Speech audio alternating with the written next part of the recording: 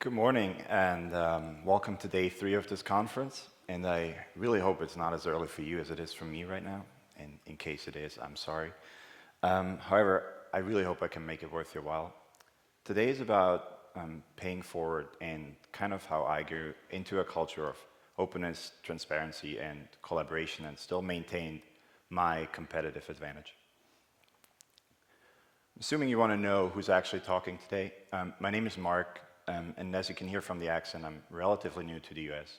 I moved to the US 2 years ago from Switzerland, where I grew up and worked for a bunch of agencies and startups, and had my own mobile development shop for about 2.5 years.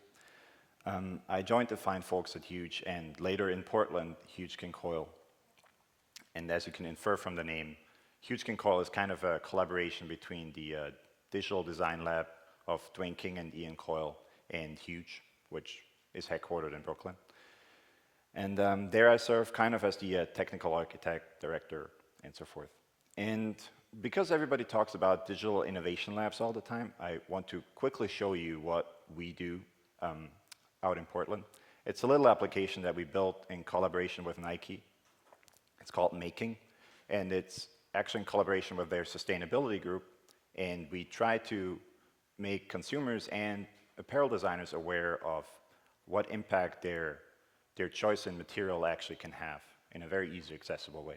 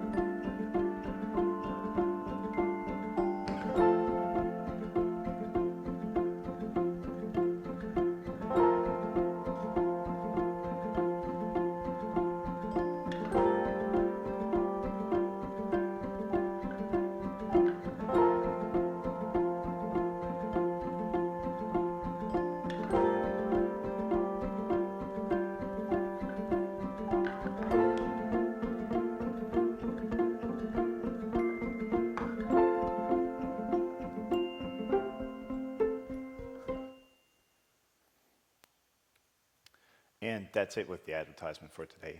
I'm not going to tell you that we're hiring or anything like that. Today I want to talk about something that has been really dear to me since basically day one of my career, and that to this day is actually the most prevalent skill and quality that actually other people notice about me. And because I'm European, that means I'm a socialist. And before you all walk out, I'm the good kind of a socialist. I'm the selfish kind of a socialist. And I get into that in a second. I want to start with a precondition and a hypothesis of what you can expect from today's talk. The precondition is that you are always willing to advance, move forward, and that you always like to be challenged. And the hypothesis is for today is the more you share and collaborate, the more you can multiply your personal output. And I want to start with a question to the audience. Do you remember when the last time was that somebody taught you something that was career-changing for you, that was so groundbreaking, or that you gained so much knowledge, basically for free or for just little money, and to this day you look back and you're like, wow, how did I actually get to that knowledge? Now I want you to think about it for a second while I'm talking about politics for a second, about my heritage. As I said, I grew up in Switzerland, and in Switzerland we have a system that's called direct democracy, and it's really the only country in the world that has that, and since the ancient Greece anyway. And what that means is that every citizen in our country actually has the right and to change the constitution, to change the law, and to vote people into office, and to actually vote on issues, on every issue that comes up. Now we do have a two-chamber system, much like the US does too. And instead of a president, we have a group of 7 people called the magistrate. However, what's different in our country is that the roles are inversed. For us, the sovereign, or the commander-in-chief, as you call it, are the citizens, not a president. So it really comes down to the citizens telling the two chambers what to do. And interestingly enough, while we all butt heads over every issue just as much as any other country, we all know one thing, and that is really that collaboration and full transparency are actually the key to govern. And after all, this has been the key to actually make this country work that way for about 700 years at this point. Now, we all grow up with two very fundamental thoughts in Switzerland. One is a question that is, what is good for everyone, including myself? And the other one is, Germany's engineering is never as good as ours. But I actually think the second one was a lie that my father told me, but I'm not quite sure. So let's keep it to what's good for everyone, including myself. With a direct democracy, each citizen is given a huge responsibility because you can easily oppress minorities and to some extent even suppress, as you've seen in other countries. Now, however, we all know that we all are minorities at some point, so it is really important that a system needs to allow to actually hear minorities, to consider them, and to empower them. And every citizen in Switzerland is allowed to what's called an initiative, and that works by collecting 100,000 signatures, and you actually get to have something voted on by the entire nation. Now, that's for two reasons, because A, you want to change the law, just a side effect, and B, you want to be heard on national stage. And this is far more important, because even if 70% of the country vote no about an issue that an initiative brought up, and that's actually very common, about 70% say no, the entire country knows that there is an issue brought up by a minority that needs to be addressed, and everybody is fully aware of that. And while an initiative might not be the answer for that, there needs to be something that actually solves the issue. Now, one thing that is very, very important in Switzerland is education. Now, going back to the previous question, what is important for everyone, and yourself, is actually important for everyone is education for everyone. That's kind of an easy thing to say. And I say what's important for you is actually the same thing. And I want to go into this today, why education for everyone is actually the best thing that you can do for yourself. Now, the Huffington Post said it really nicely in an article that came out recently. Switzerland is home to one of the world's most thriving economies and also one of the happiest populations on the globe. So what's the Swiss secret sauce? The tiny landlocked Central European country is known for investing in its people. In fact, according to the WEF Human Capital Report, Switzerland invests more in the health, education, and talent of its people than any other country of the world. However, education for us does not put as many people into college as possible. For us, college is something that lets you dive deep into a topic without direct correlation to your job. In fact, 70% of our teenagers actually chose to take an apprenticeship. An apprenticeship means for us that they go to school for 4 years, that they go actually work at a company for 4 years, and also go to school 1 to 2 days a week during that time. That means that they learn the ins and outs of a job pretty well for 4 years, and they also learn all the important theoretical things about their job. I personally took a different route. I actually wanted to become an architect, and I happened to stay in school. So I went to high school, and I was like programming at that time. I think I was like 12 years old. And I was disappointed because the lack of depth of math and programming really was like really, really disappointing. Besides all that, we had French, and to tell you a secret, I really hate French. It's like terrible. But at that point, I've been developing websites, so I was like, I think I should look for an alternate career path. So I went and looked for an apprenticeship. And I found one in a small digital agency, and I contacted them, and they invited me for an interview. So, I got there. Like, by that time, I was like 14 years old and all suited up, as you're supposed to do it. And the guy greeted me in like shorts and flip-flops, and I was like, what's going on here? So he brought me in an interview room, and like beer cans everywhere, road bikes everywhere, and all that, what do you expect from an agency? And long story short, we interviewed, they liked me, but they were like, you should stay in school, hang in there, it's gonna be okay. And I was like, no way, I want to get out of here. So they were like, I don't know. So we agreed on that they would take me on for 30% of my time just next to school, and I'd just get to work there a little bit. And they also took on another apprentice at the same time, which is really important because we got to work together very well and actually learned of how to do things together. And I taught him some things because I was building websites already, and he taught me all the theoretical stuff as well. And it's funny, I actually received my first paycheck a month after my 14th birthday, and it's now 2 months after my 28th birthday, so I've been doing this for exactly half of my life, which I realized last night. It's a bit weird. During this part of my career, everything was shared. Everything was in the open. Our mentor would teach us everything, all the tricks. There is nothing that anybody would hold back. I advanced so rapidly, and it was so important that questions were asked and everything. And to this day, I think this is really, really important to me. Because it really helped me become what I am today, and that's a programmer, a developer, and really a creator. Because software development to me means more than just writing code, it means creating. Because at some point, you're really not afraid anymore of an empty canvas, because the empty canvas becomes sometimes your playground and sometimes your battlefield. And it really means that you can create something from barely nothing. For example, we could all sit together and build an autonomous sailboat that would sail from Rotterdam to New York. Or we could also invest our time in building Angry Birds, where we can shoot mean little birds onto cute little pigs. As recent events show, it can also be used as a giant weapon. And it can also literally open you every door that you want.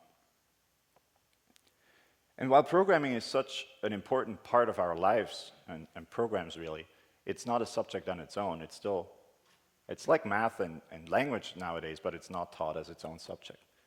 So it's really hard to get into it. It's really hard to know the tricks and really to advance in this field.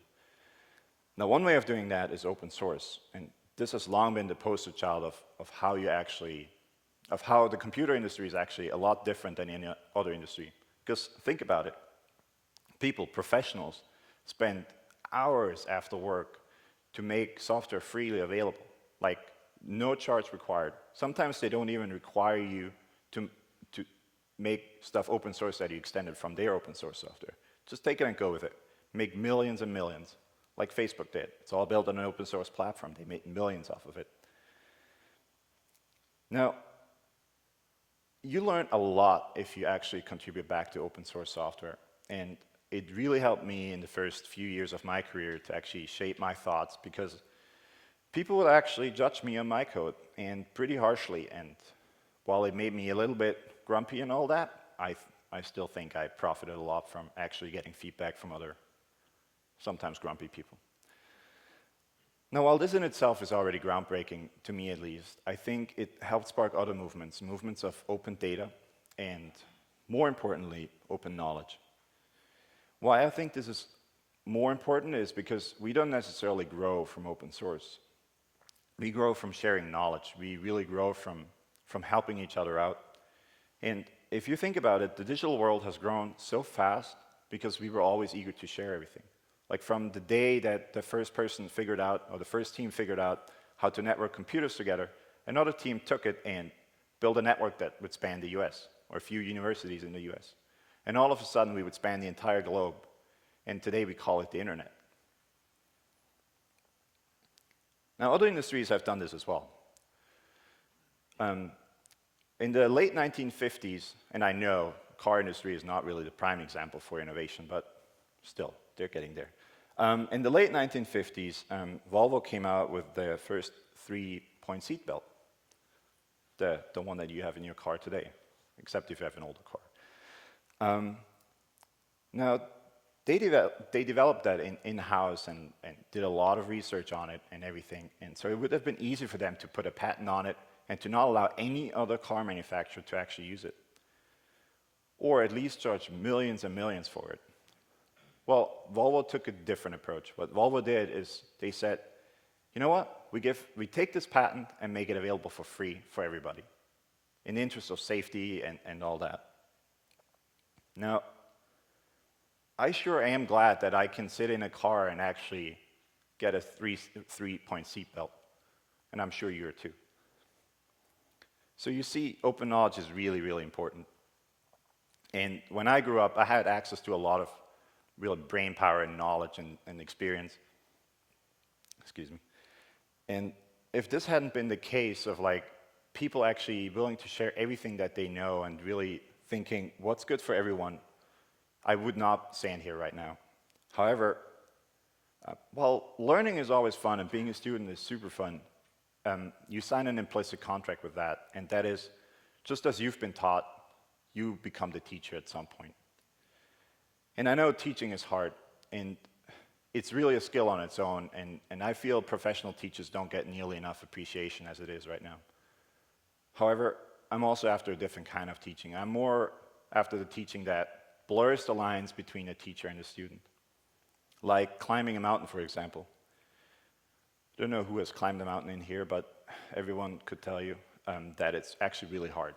And it's much easier if you have a partner with you. Because after all, you could actually lead your partner into the wall and lead him into the, like, let him lead for a while, pardon. And you can sit back and relax and watch this giant overhang coming along, and you're like, you know what, I'm going to take this because I'm well rested, and I'm going to do this now. And after this first overhang, you can teach your partner how to actually pass overhangs. So your partner can do the next one. And all that, and while that is happening, you can actually start to learn how to build bridges, because your partner can just teach you how to build bridges, so you can practice that in the meantime. So you create this symbiosis of basically always being a teacher and a student. Now that's an easy example, right? After all, there's not a whole lot of fame to gain from climbing a mountain that's probably been climbed before. And also your life kind of depends on it to get up and down. So clearly the view changes dramatically if we go into economy and society and the market really. Because what society really teaches us and patents really teach us is that one must build the biggest tower. And that's a good thing, right? After all, competition is really important, and it makes us work harder, it makes us come up with new ideas and all that. But what is it really? Because we all have these ideas already in us. What is it that sparks these ideas of creation and everything in us? And I feel it's the pressure of achieving these goals. Because let's look at the most prime example of how this happened, the Cold War, the race to the moon. Many people argue that if it wasn't for the pressure of actually getting there first before the Soviets or the USSR actually would get up there, we would have never gotten to the moon. And I agree to a certain extent.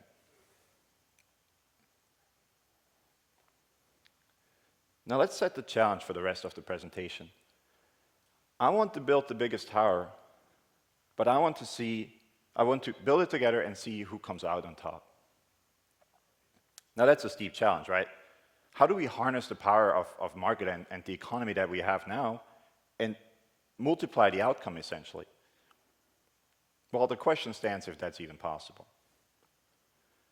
Clearly, we need a bit of a different perspective. And I say by actually collaborating, you can achieve this goal. You can actually build things much faster and still stay true to the society's goal of actually saying, hey, I want to build the biggest tower.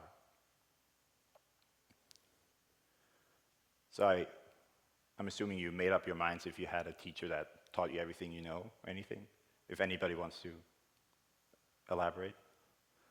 Otherwise, I have a few other questions that you can ask yourself. Did you return the favor yet? Oh, sorry, yeah, go ahead. There's a microphone in the middle if you want.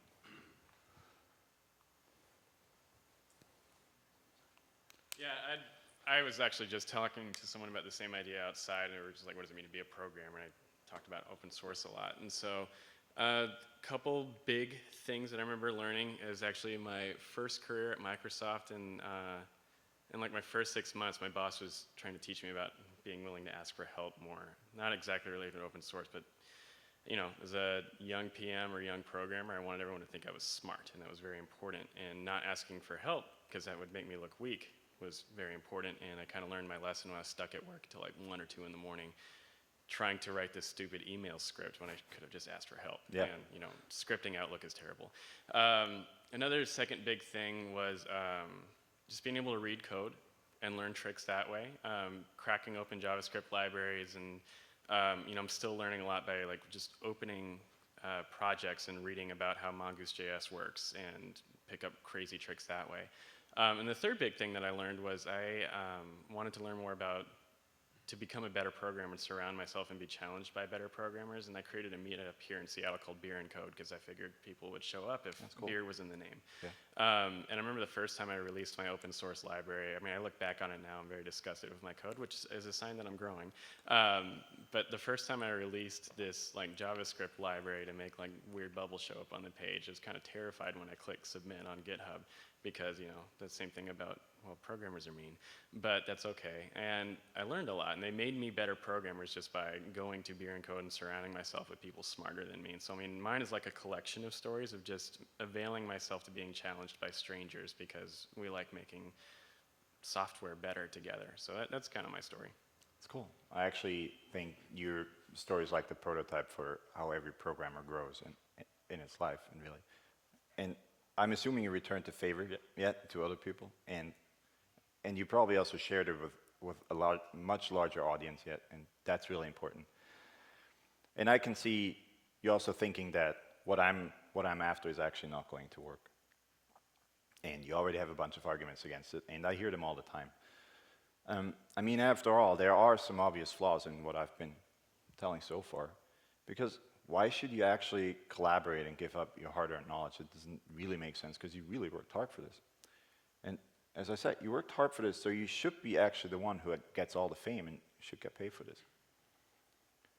And also, this is really your competitive advantage, your edge. And you came up with this, and you should actually be the one that builds on top of this, not somebody else that just takes that and runs with it. There's another hidden flaw in this as well, and that is when you teach somebody, you seemingly actually don't get ahead as fast as you want. Now this all sounds the same to me, kind of. It is, you got there first and you want to stay there and you want to plant a flag on it, and that is natural, and I have that too, which is actually a really fair point because you really worked hard for this, and you probably want to stay on top, and you came up with a few very good ideas, just like any startup did that actually is like making profit right now. And it really doesn't look so good for me so far, does it? Well, I feel like if you're on top and you want to stay there, you need to ask yourself what your biggest asset is. And I feel like your biggest asset is that what brought you where you are will bring you beyond as well. And to me, it's really the creativity, it's your experience, your knowledge, your inquisitory mind, your charming personality, and you name it, that actually brought you where you are. And there's absolutely no reason that can't bring you beyond as well. So when you're afraid to actually lose your pole position, always remember what brought you to your pole position, and it will get you there again if it's good enough. Now we need to come up with a plan, obviously. How do we pull this off now, to collaborate and still try to stay ahead? I mean, we could certainly argue that it serves the greater good, right? I mean, everybody sees that. But again, Cold War kind of killed this idea of communism. So it's clearly not really marketable.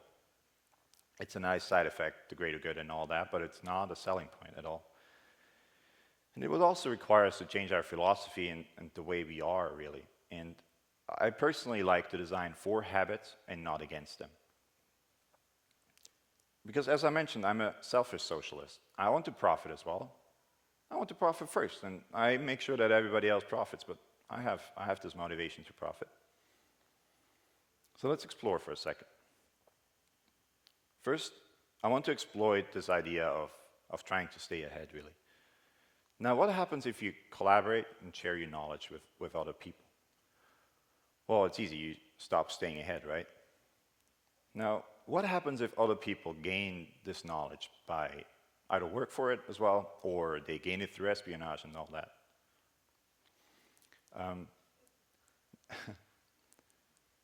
Now what do you do then? Right, you work harder. You like move beyond, you want to move ahead and like you want to get this advantage again. Now we can take this out of the equation again. What happens if you share your knowledge with somebody else? Right, you try to stay ahead because you still want to stay competitive. I mean, I do, at least. I really want to get ahead when I'm collaborating with someone. I'm still in this competitive cycle of really motivating each other because you both start chipping ahead in different directions. And one of you will always stay ahead. But if you collaborate, you can drag the other one over to the faster path or to the correct path when you found it. And that way you create this motivational cycle of like constantly trying to stay ahead of each other, which really, really makes you race through to your goal. I want to share a little Switzerland story with you. The agency that I worked for, when they turned 5 years old in Switzerland, they got a package from a competitor in the mail. And I know this is ground for a police investigation, but in that package there were a bunch of smoothies. And it had a note in it as well saying, hey guys, thanks for being such a great competition, and here's a little something to make you going for another 5. And to me, it really shows that people appreciate competition and that it is really required for us to move forward.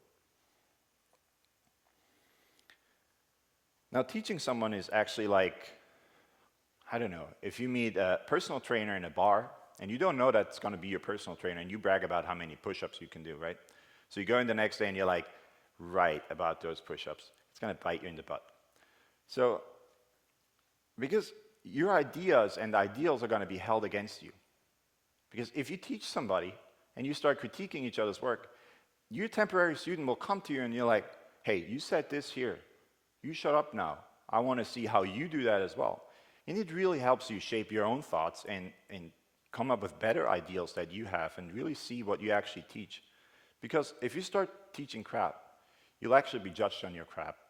And I can tell you from personal experience, that can be sometimes like you throw a boomerang away, and then you walk away and it hits you in the back of your head as well. It's not fun. Now, I hope this was selfish enough so far. However, we still haven't figured out how you yourself actually get an advantage out of this, instead of just the entire team. Now, we could add, if only we could ask actually Niels Bohlin. This fine gentleman was the inventor of the three-point seatbelt at Volvo. Now this guy actually also built ejector seats for Saab airplanes before he joined Volvo. And I'm actually glad he didn't put ejector seats into cars. Now in '89, after he invented the seatbelt, he was actually inducted into the Hall of Fame for Safety and Health. He received a gold medal from the Royal Swedish Academy of Engineering Science. In '95, and in '99 he was inducted into the Automotive Hall of Fame. Posthumously, he was also inducted into the National Inventors Hall of Fame.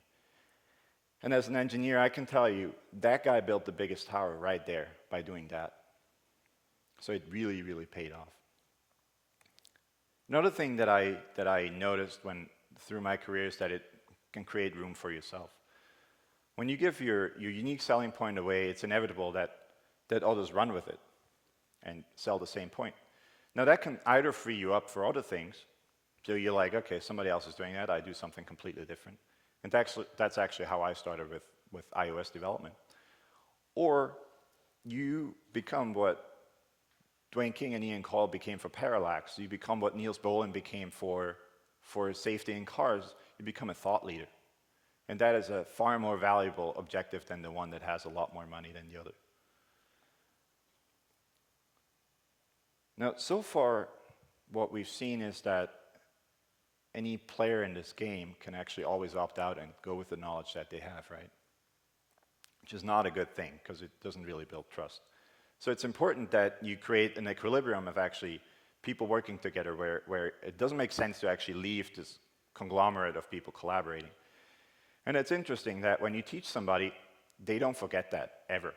And it's important to know that when somebody stops sharing, they're immediately at a disadvantage, because once they stop sharing, they're out. Nobody else will teach them, and they will fall behind. If you take a team of 3 people, if one stops sharing, he'll fall behind because the other two are still pulling on the same string.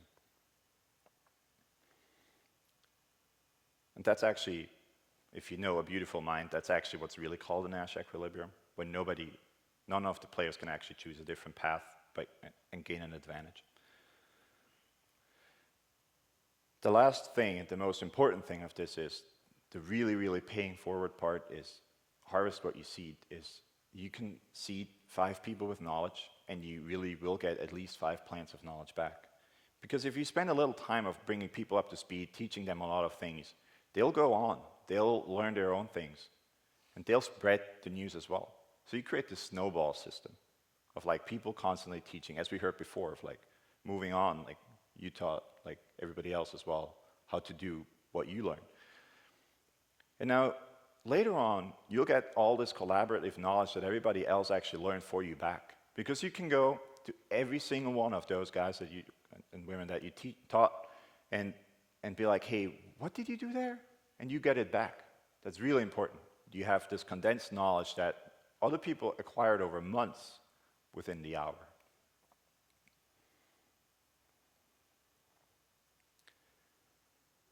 Now, back to the moonshot for a second.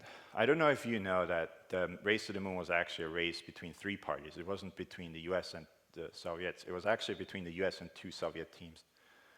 The Soviet had 2 different teams, that one had a goal of actually flying around the moon, and the other one had the objective to land on the moon.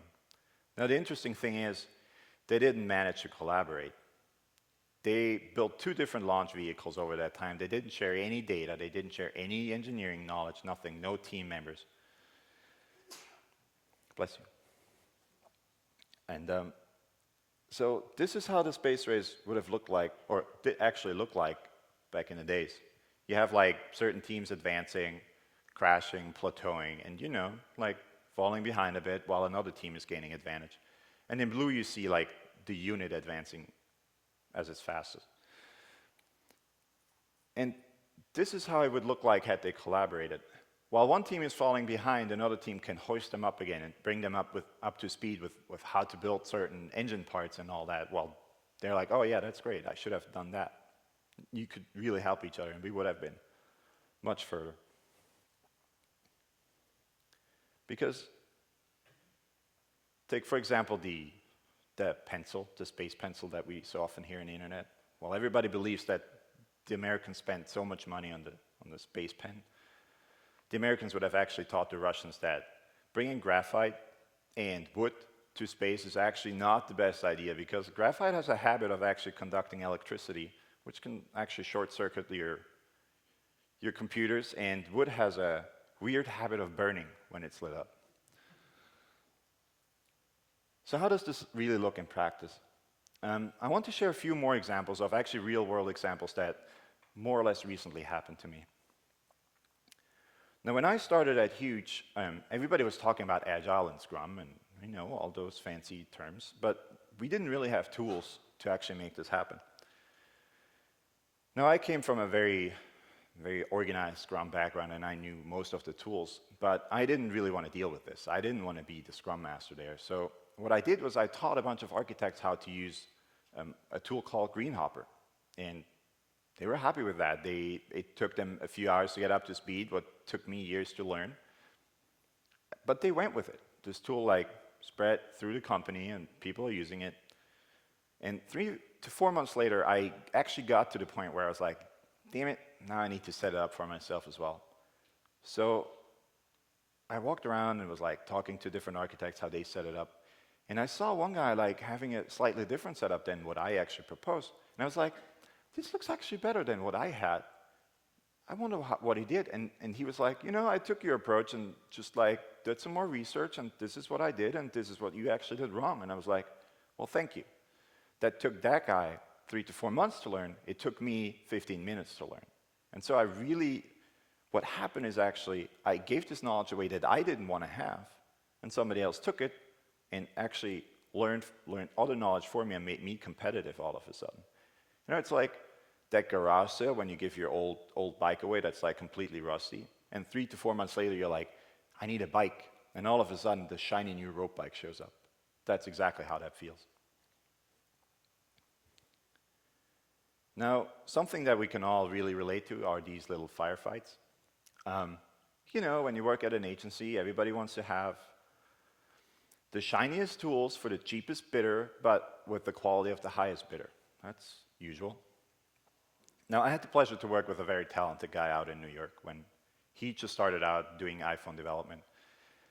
And I had been doing this for 6 years at that time, so I taught him everything I knew. I taught him every trick in the book, again, the contract that we signed, right? And I brought him up to speed with everything, debugging and all those tools. And he started adopting my style of doing things, so we really knew where each other's files are, where like certain parts of the code are, where like what the actual design patterns are that we use and so forth. Now, of course I'm glossing over the details. It wasn't as easy as it sounds, but you know, it takes a bit to get used to. Now, we were recently faced with a giant project with Nike, and we built this project in collaboration with Nike to actually put a shoe customization system into their Portland Nike store, where you can customize your shoe in a shoe wall, in the shoe wall on a touchscreen. And it was built as a pilot last year, you know, like you take a couple of shortcuts, and it's called Swoosh ID, and this is how this looks like in store. Ignore the white border here, please.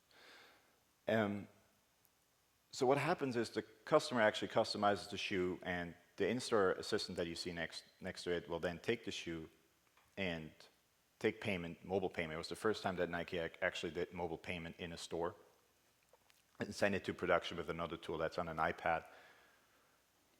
And what ends up is that you have a shoe within the hour. So you customize your shoe on the touchscreen, and within the hour, you have your customized shoe in your hands.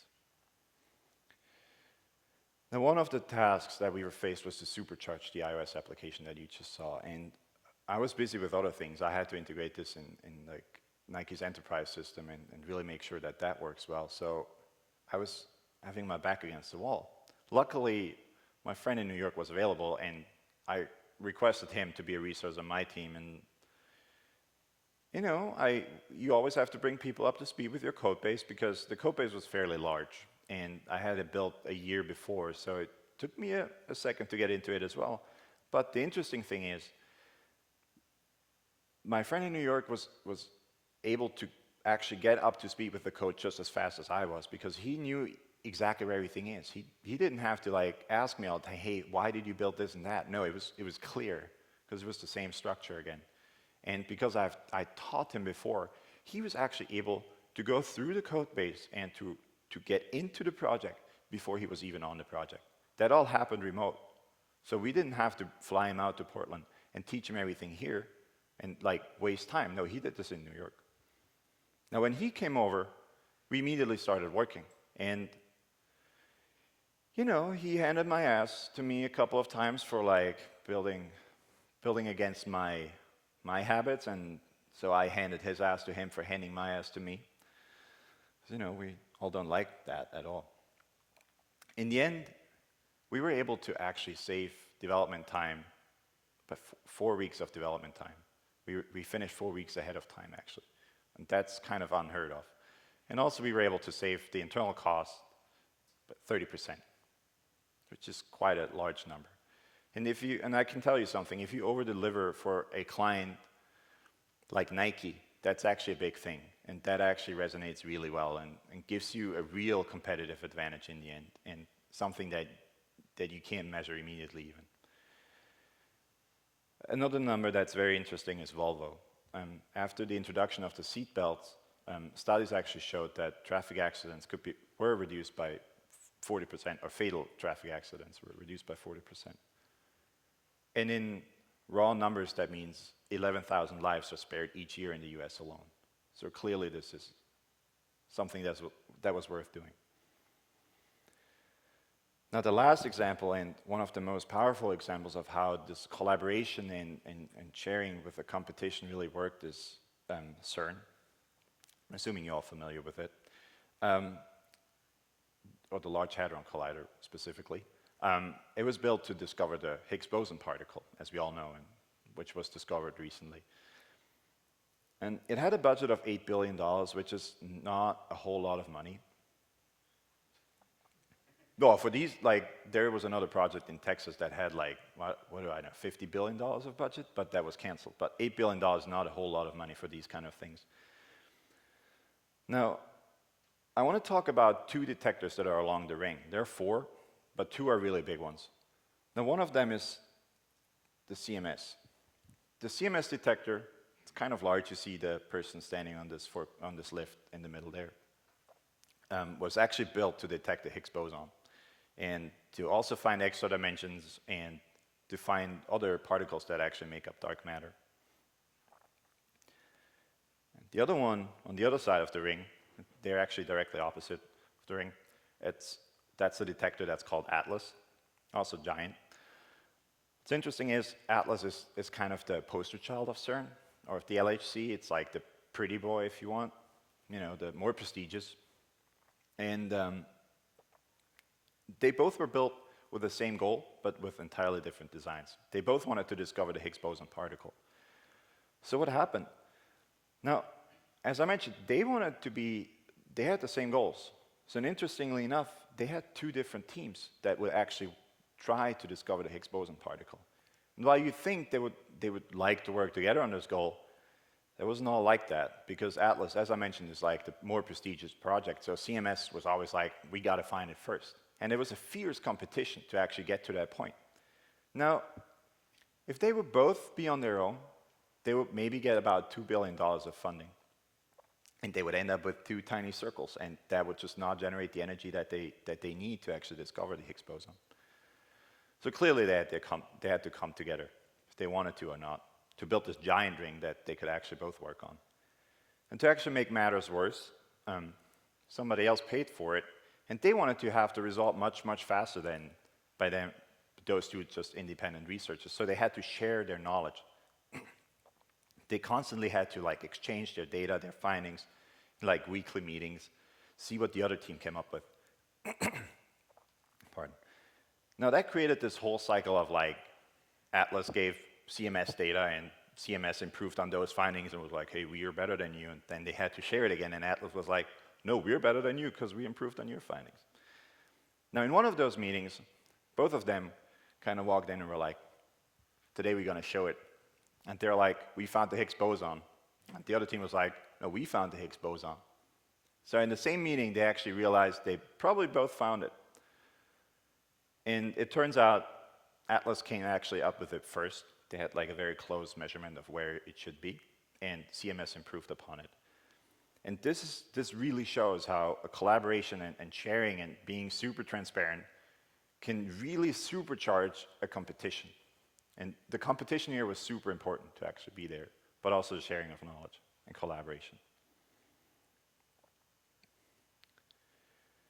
So now you've clearly accepted that I'm right. Well, that is Wunderbar. Now, I want to bring you on board a bit and how to make this easier for you to actually get started with all this. It's always easier if you have somebody else that actually starts sharing with you, right? Yeah, I hear you. But it can be easier if you maybe start out with presenting some of your secret ingredients, if you have some. Like, make some of your hard-earned knowledge for free, make it public, and see who reacts to it. See who gets back to you and is like, hey, I see what you're doing there, but I can do it better. And these are good candidates to actually work together. Another thing for me is pick your collaborators really, really wisely when you start out. Because you need to build trust at first, and it can really help if you take somebody on that you can teach something rather than collaborate right away. So you don't like give all your competitive advantage away, but you can like bring them into this whole like philosophy of how this is going to work out. Now,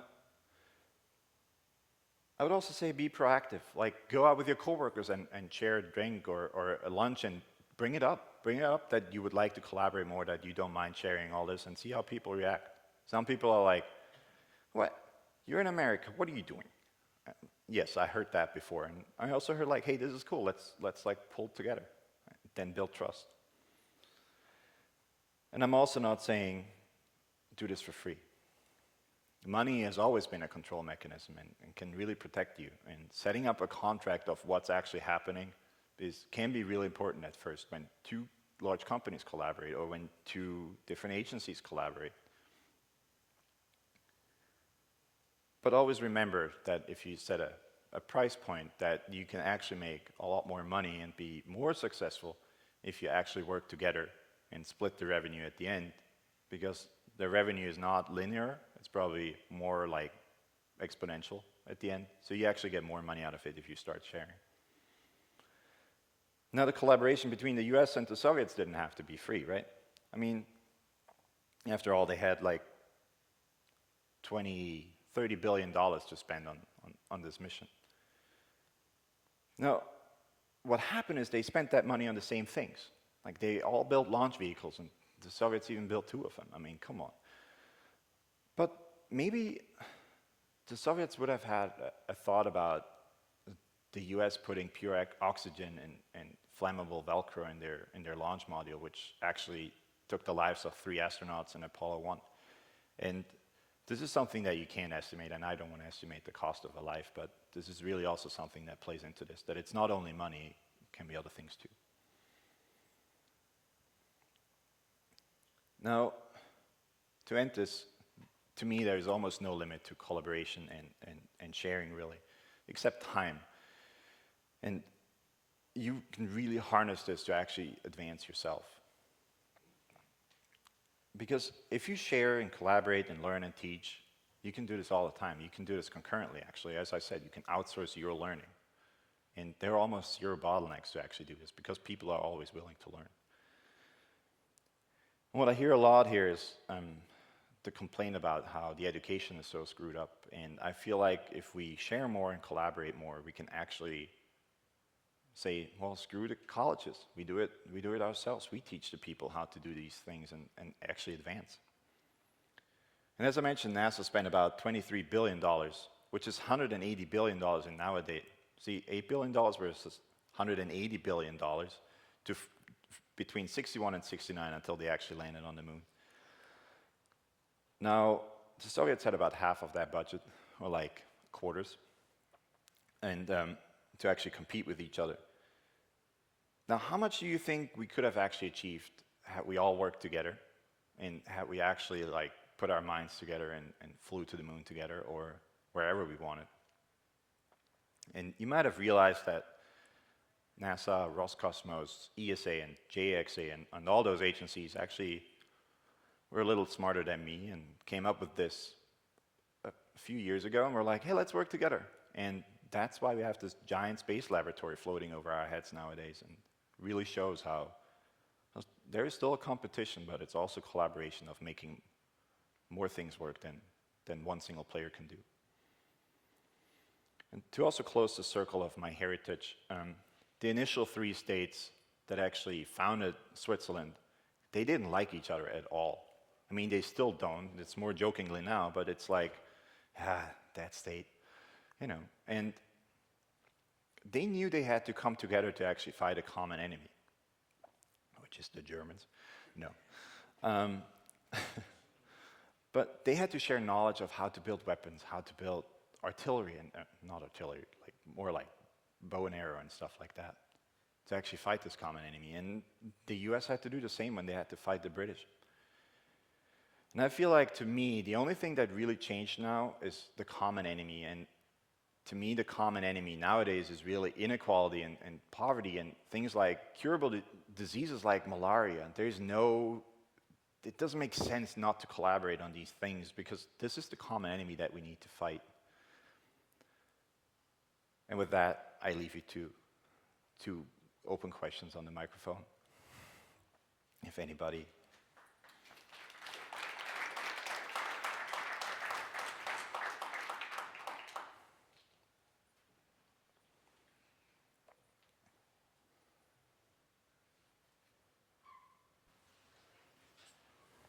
What do you think it's going to take to improve documentation on open source projects?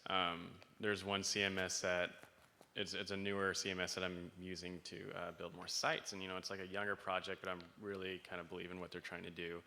And I've contributed code back to make it better, more usable for other people, but like the number one thing that I think would make this project better, or the number one barrier to make it, is the documentation is so poor. And I think this is pretty common in a lot of other open source projects. So what do you think it takes to change the story on how we document projects? For me, it is actually one of the biggest problems, and that's why I said open knowledge is really more powerful than open source, because source itself doesn't mean anything. And what it takes is actually, for me, it's people realizing that projects that are open source that don't have documentation don't make any sense. Like, you will always be the one project that everybody's like, no, I'm not picking that project. It doesn't have documentation, it doesn't mean anything to me. And from personal experience, open source that doesn't have anybody that uses it doesn't make fun at all. And I think everybody agrees on that. And I feel like when you see how other projects are rapidly advancing and make these like giant leaps because they have documentation and people pick it on and build on top of it, there's certainly a movement going on right now to change this, as we can see, and people are actually willing to write documentation. And it will also require owners of a project to actually say, you cannot commit to this project without actually writing the documentation for it as well. And I think that's important too, that we all sign up for that contract too, that we have to adjust the documentation as well.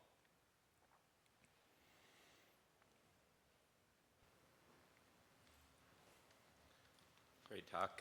Thanks for doing it. And Sure. I definitely agree with pretty much everything you said. And I was curious. I think a lot of when you talk about programmers and open source code, I think a general agreement in that community that or that sharing is a good thing, and most programmers certainly want to contribute to open source when they can. I was curious, especially in your time in kind of agency world, do you find that people are willing to share that knowledge outside the programming world? So, how design decisions are made, how brands are built, for example, on agency, do they have, do you see a willingness to kind of document, I guess you could say, on a blog or something where other agencies could see, or is that something that is kind of resisted by people who are, make those decisions? I think it is very common for people that actually are at the roots of the work and actually that come up with the ideas to be willing to share it, to bring it up, but then usually gets cut at the communication level or management level, where it's like, oh, this is dangerous. What if the other agency knows about what we're doing here as well, and all that, not knowing that everybody already knows. It's this weird give and take of like, of course everybody knows, they're just doing it different than you do. There's nothing that you really have to gain from like keeping that parallax effect secret in your agency. I mean, you put it out there, it's not too hard to rebuild, but it just takes time to rebuild it again. And there's really, to me it doesn't make sense to hold it back, but I feel like it is this thinking that is still like very protective of your own assets, and that's understandable because that's how you built your business and that's how you became successful, and I can't blame anybody for saying no to actually sharing. I just wish it was different.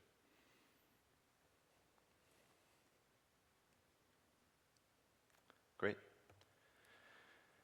Now with that, I had a person asking me what languages we speak in Switzerland. It's French, Italian, and Swiss German. So it's adieu, arrivederci, und auf Wiedersehen. It was certainly fun to talk to you today, and this is actually the first time I talked about this, and I hope you had as much fun as I did. Thank you.